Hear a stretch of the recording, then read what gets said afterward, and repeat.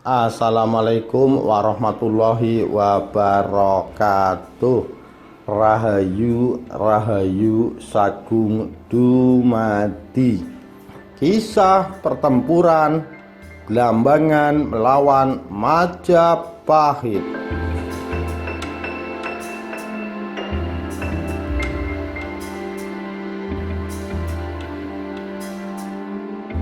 Minak Jinggo di dalam masyarakat Banyuwangi merupakan seorang pahlawan tertinggi Blambangan. Bagi mereka, Minak Jinggo adalah raja yang sangat dihormati, dijunjung tinggi, dan merupakan harga diri serta sebagai lambang dari kedaulatan Blambangan Banyuwangi. Penggambaran sosok Minak Jinggo seperti ini tercermin dalam pemakaian tindak tanduk masyarakat Banyuwangi serta tata bahasa Osing itu sendiri. Pertunjukan Janger yang menggunakan bahan Osing sebagai bahan pengantar untuk adegan kerajaan Blambangan menganggap Minak Jinggo sebagai pahlawan mereka. Hal ini biasanya dilakukan oleh kelompok Janger yang pemainnya orang Osing sendiri. Sungguh ironis memang, kebudayaan dijadikan contoh penggambaran kejahatan karena Minak Jinggo tidak mengakui kerajaan Majapahit dan Mataram sebagai penguasa wilayah kerajaan Blambangan di masa kepemimpinannya. Kita ketahui bahwa kerajaan Blambangan sangat kuat dan belum pernah dijajah oleh Majapahit. Sedangkan kita tahu kerajaan Majapahit menguasai sampai ke benua Afrika. Bahkan dalam catatan sejarah kerajaan Blambangan, Majapahit hanya bisa mengklaim bahwa kerajaan Blambangan termasuk ke dalam wilayahnya. Betulkah? Sampai saat ini belum ditemukan peninggalan cerita yang utuh dari kerajaan Blambangan. Yang ada dan tersebar luas hanyalah versi sejarah kerajaan Majapahit saja. Atau bisa jadi semua kisah asli dari kerajaan Blambangan dan Minak Jinggonya sengaja ada yang menghilangkan. Konon disebutkan bahwa pada masa pemerintahan Majapahit yang dipegang oleh Ratu Ayu Kencana Wungu atau Suhita, terjadi pemberontakan yang dilakukan oleh Minak Jinggo, Bre Wirabumi atau Joko Umbaran. Pada kala itu Jengho melalui pintu belakang yakni kerajaan Blambangan yang dipimpin oleh Minak Jinggo. Naiknya Joko Umbaran menjadi raja diawali sayembara sang ratu. Ratu cukup repot dengan kehadiran Adipati Blambangan Kebo Murcuet yang mulai merongrong Majapahit. Akhirnya disayembarakan. Siapa yang mampu membunuh Kebo Murcuet akan diberi tanah Blambangan dan dijadikan suami Kencana Wungu. Joko Umbaran berhasil membunuhnya. Dia menang setelah dibantu seorang pemanjat kelapa bernama Dayun. Kemenangan itu harus dibayar mahal. Wajah Joko Umbaran rusak dan kakinya pincang. Hal ini dimanfaatkan oleh Jengho untuk mengacau perhatian Majapahit, yakni menyusup pintu pertahanan Majapahit dari Laut Jawa, sehingga sebagian besar pasukan Jengho tidak diketahui telah masuk dari Semarang. Kembali pada cerita sebelumnya, pokok persoalan pemberontakan tersebut adalah karena Minak Jinggo ingin memperistrikan Raden Ayu Wungu, tetapi ditolak karena wajah Minak Jinggo seperti raksasa. Wajahnya bulat seperti tempeh yang mengoloid. Hampir saja Minak Jinggo memperoleh kemenangan karena ia sangat sakti, sebab ia memiliki senjata yang disebut gada wesi kuning, senjata pentungan gada yang berisi racun dan kotoran penderita kolera.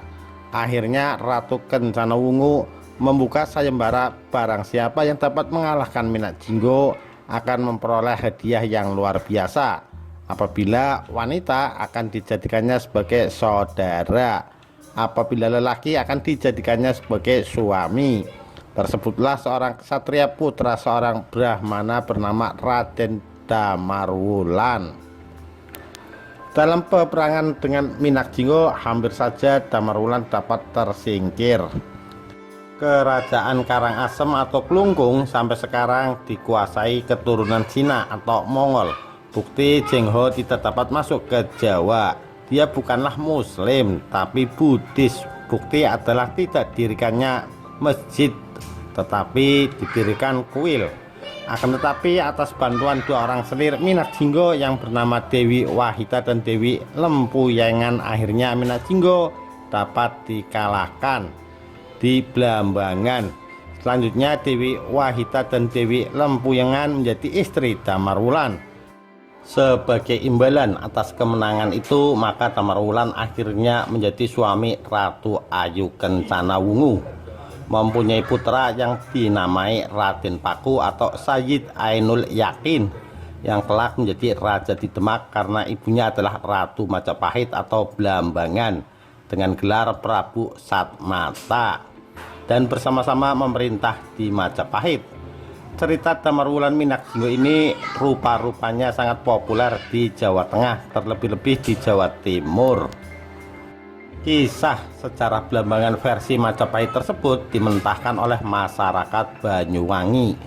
Minimnya bukti di lapangan makin menguatkan pernyataan itu. Minak Jinggo bagi masyarakat Banyuwangi merupakan seorang pahlawan tertinggi Blambangan. Bagi mereka, Minak Jinggo adalah raja yang merakyat, dihormati, dijunjung tinggi, raja yang dermawan, yang arif bijaksana, dan merupakan harga diri serta sebagai lambang dari kedaulatan Blambangan dan sifat sejati masyarakat Banyuwangi. Suku Osing menilik cerita sejarah Blambangan pada tahun 700 sampai 1600 Masehi. Dari hikayat yang berkembang, setidaknya ada 4 raja yang pernah memerintah Blambangan. Raja pertama Siung Manoro yang datang dari Kediri, Jawa Timur. Tokoh ini pertama kali masuk ke Alas Purwo dan bertempat tinggal di rumah penguasanya, Mbah Dewi Roro. Tidak disebutkan sampai kapan pemerintahan Siung Manoro dan hubungannya dengan Ratu Alas Purwo tersebut. Raja kedua Kebo Mercuet, putra seorang bangsawan dari Klungkung, Bali. Disebutkan tokoh ini memiliki sepasang tanduk. Karena keanehan inilah dia dibuang orang tuanya ke Alas Purwo.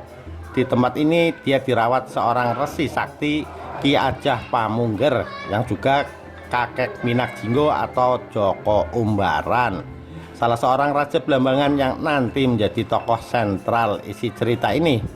Raja ketiga selanjutnya Blambangan dipimpin oleh Joko Umbaran atau Bre Wirabumi Minak Sembuyu, pemuda sakti asli Blambangan, cucu Ki Ajah Pamungker Alas Purwo. Kala itu di barat kerajaan Majapahit dipimpin oleh ratunya bernama Kencana Wungu. Joko Umbaran dinobatkan oleh rakyat Blambangan sendiri menjadi Raja Blambangan bergelar Sang Prabu Minak Jinggo atau Bre Wirabumi. Ada kaitan kisah yang menarik dari tokoh ketiga Raja Blambangan ini dengan kaitan lahirnya Sunan Giri. Dikisahkan dalam penyebaran Islam di Jawa Dwipa, Sunan Ampel bersahabat dengan Syekh Maulana Ishak, seorang ulama dari negeri Pasai yang juga berdakwah di Jawa Dwipa, tepatnya di Blambangan. Syekh Maulana Ishak juga yang nantinya akan dimintai bantuan oleh Prabu Minak Sembuyu agar mengatasi pagebluk di kerajaan Blambangan. Terlebih lagi sang Prabu prihatin lantaran putri satu-satunya yakni Dewi Sekardedu juga terserang wabah itu dan mengakibatkan sang putri jatuh sakit tak berdaya selama berbulan-bulan. Kala itu Prabu Minak Sembayu mengadakan suatu sayembara. Barang siapa yang bisa menyembuhkan sakit putriku Dewi Sekardedu dan menghilangkan pagebluk di kerajaan Blambangan, jika wanita akan kujadikan sedulur Sinorowedi dengan Dewi Sekardedu. Apabila laki-laki akan aku nikahkan dengan Dewi Sekardedu serta diberi hadiah separuh kerajaan. Karena tak ada satupun Brahmana atau biksu kala itu yang mampu mengabulkan permintaan sang Prabu Minak Sembuyu, maka sang Prabu mengutus patihnya yang bernama Patih Bajul Segoro agar keliling jajah desa Milangkori atau untuk menyelesaikan masalah di Blambangan. Dalam melaksanakan tugasnya, sang patih akhirnya bertemu dengan seorang pertapa sakti bernama Resi Kandabayu. Melalui informasi Resi Kandabayu inilah akhirnya Patih Bajul Segoro mengetahui orang yang sanggup mengobati penyakit Dewi Sekardadu dan melenyapkan masalah pagebluk di Blambangan. Tersebutlah nama seorang pertapa yang sedang melakukan semedi atau tafakur di Gunung Selangu, yakni Syekh Maulana Ishak. Dan terbukti akhirnya Syekh Maulana Ishak berhasil menyembuhkan sakit sang putri dan melenyapkan pagebluk di kerajaan Blambangan. Sesuai janji sang Prabu Minak Sembayu, maka akhirnya Syekh Maulana Ishak dinikahkan dengan putrinya Dewi Sekardadu dan dihadiahi separuh dari kerajaan. Dari pernikahan inilah kemudian lahir seorang anak laki-laki yang cerdas dan berbudi luhur, dan kelak menjadi terkenal seantero Nusantara, yakni anak laki-laki itu bernama Raden Paku atau Joko Samudro atau Sunan Giri, yang tak lain dan tak bukan adalah cucu asli dari sang Prabu Minak Jinggo atau Minak Sembayu Brewirabumi. Raja terakhir Blambangan adalah Jotosuro. Setelah diangkat menjadi raja, Jotosuro kembali ingin mendapatkan Dewi Sedah Merah. Pasukan Jotosuro menyerang Mataram. Usahanya berhasil, Dewi Sedah Merah diboyong ke Blambangan. Suaminya Pangeran Julang memilih kabur. Meski menjadi tawanan, Dewi Sedah Merah menolak dinikahi. Dia memilih mati dengan cara bunuh diri. Selama menjadi raja, Jotosuro mengangkat Patih Aryo Bendung. Aryo Bendung kemudian ditipu agar menyerang Mataram, padahal itu hanyalah akal-akalan Jotosuro untuk menikahi istri Aryo Bendung. Namun gagal, istri Aryo Bendung menolak, lalu dibunuh Jotosuro. Mendengar istrinya tewas, Aryo Bendung mengamuk. Ia membunuh Jotosuro tanpa penyebab yang jelas. Aryo Bendung akhirnya bunuh diri dan tewas di Mataram. Kepergian Aryo Bendung ke Mataram bertepatan munculnya meletusnya Gunung Raung tahun 1638 yang mengakibatkan banjir lahar yang melanda Blambangan. Saat itu penduduk Blambangan hanya tinggal tak lebih dari 100 orang. Sebagian bertahan di Blambangan dan sisanya memilih pindah ke Mataram. Sejak saat itu Blambangan menjadi hutan belantara. Seluruh bekas kerajaan yang ditinggalkan hancur tertimbun lahar. Tetapi ada versi lain yang menyebutkan bahwa kerajaan Blambangan diyakini baru muncul sekitar tahun 1700, yakni selama kepemimpinan Prabu Tawang Alun dengan kerajaannya di desa Macan Putih, Kabat. Tawang Alun diyakini keturunan bangsawan Majapahit dari Jember, kemudian mendirikan kerajaan Macan Putih sebagai ibu kota Blambangan. Sebelum menetap di Macan Putih, Tawang Alun memindahkan pusat pemerintahannya 3 kali. Pertama di Lateng, Rogo Jampi, lalu ke Banyu Songon yang saat ini lebih dikenal dengan sebutan Rowo Bayu, dan terakhir ke Macan Putih, Kabat. Keturunan Tawang Alun dan keturunan Rempeng Jogopatilah yang berperang di Puputan melawan Belanda juga diyakini masih memiliki ikatan darah dengan Keraton Mengwi Bandung.